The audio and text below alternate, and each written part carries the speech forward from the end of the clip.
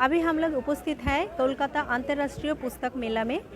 आज इस मेला का अंतिम दिन है और हम लोग खड़े हैं एक ऐतिहासिक मोमेंट पर, जहां पे हम मिले हैं एक स्पेशली एबल्ड शख्स के साथ।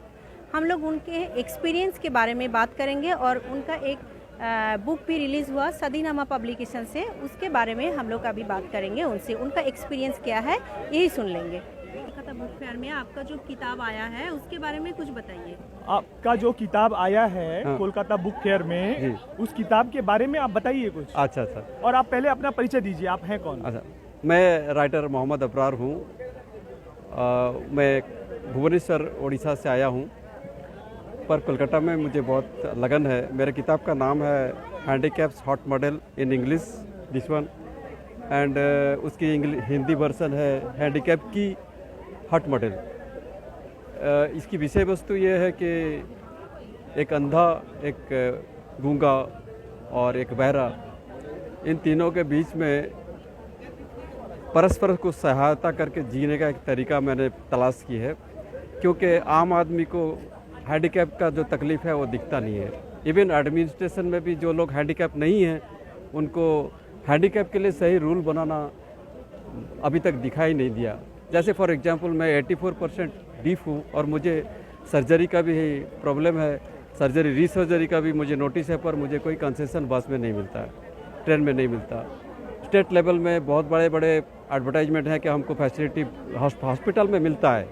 आई am very grateful to the chief minister of Orissa mister Naveen Patnaik has given lot of facility in hospitals.